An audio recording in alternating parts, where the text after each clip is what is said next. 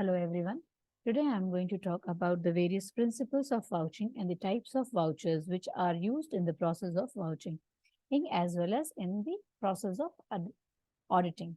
So when we say vouching, there are various principles which an auditor should always keep in mind when he is going for doing the audit process. So vouching, as we know, it's the physical examination of the physical evidential proofs which relates to the transactions. So what are the principles or techniques he should keep in mind when he is doing the process of vouching? These are the various principles. These principles or techniques, which are also called as techniques, are as at the time of vouching, auditor should keep in view the following important principles, what I said.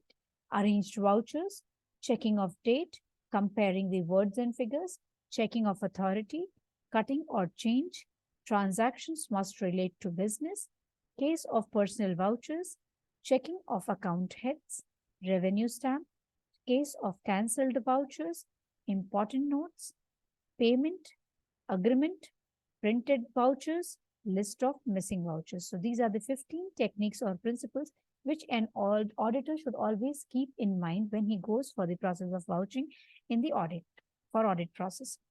When we say arranged vouchers, as all the transactions in the books of accounts are duly arranged as per the date and time. Similarly, all the physical evidential proofs as per the transactions should be arranged and filed, which will be checked by the auditor. Then checking of the date. All the vouchers will have a corresponding date, right? So that date will be checked by the auditor, which relates to the transactions in the books of accounts. Comparing the words and figures. In many cases, there are mistakes being created or frauds being created where the words and the figures in the physical evidential proofs, right? In the physical evidential, what we say, documents, and words and figures are not matching. So that is wantedly the frauds are being created. Then checking the authority. Checking the authority in the bills, vouchers, or the physical evidential documents which relates to the transaction, who has authorized this particular transaction. So that will be checked by the auditor. Cutting or change. If there is any cutting or change in the physical evidential proofs, the physical evidential proofs can be the bills, the vouchers, the documents, the contracts, the agreement. If any such case is there of cut or change, that will be checked by the auditor and definitely that will be questioned. Then transactions must relate to business. Yes, the vouchers which are being shown and documented in the auditing process as in the process of vouching should always relate to business, not for anyone's personal purpose.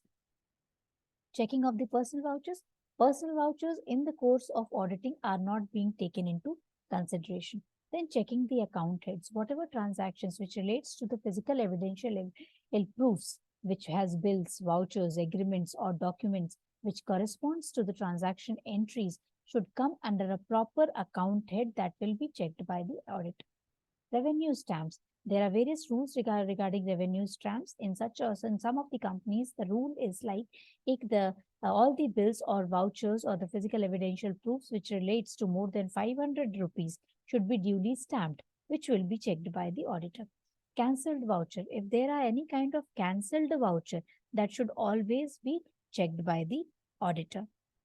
As well, if there are any important notes to be mentioned in case of vouchers or in case of bills or receipts, that also has to be checked by the auditor. In case of payment, whether the payment is partially paid, whether the payment is fully paid, that will be checked by the auditor if it is mentioned in the vouchers or bills or receipts.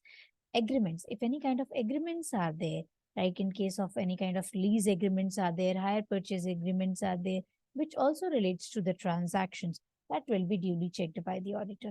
Vouchers, only printed vouchers will be taken into consideration for the purpose of audit. Handwritten vouchers are not being entertained as it is not being considered as legal.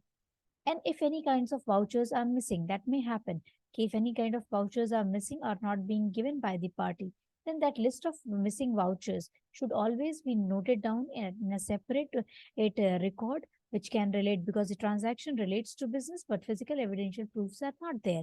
So definitely that has to be noted separately and will be checked by the auditor, and he will be cross-checking with the third party whether that transaction has happened for the business purpose or not. Next comes your voucher. So as I already informed, a voucher is a documentary evidence which supports to the transactions which are mentioned in the books of accounts that justifies that the transaction has happened for the business purpose. So that documentary evidences are called vouchers. And there are two types of vouchers. What are those two types of vouchers? One is called as primary vouchers, second is called as secondary or the collateral vouchers. The primary vouchers are the always considered as the original vouchers. For example, the invoice for a purchase. Whereas, what is a collateral or the secondary vouchers?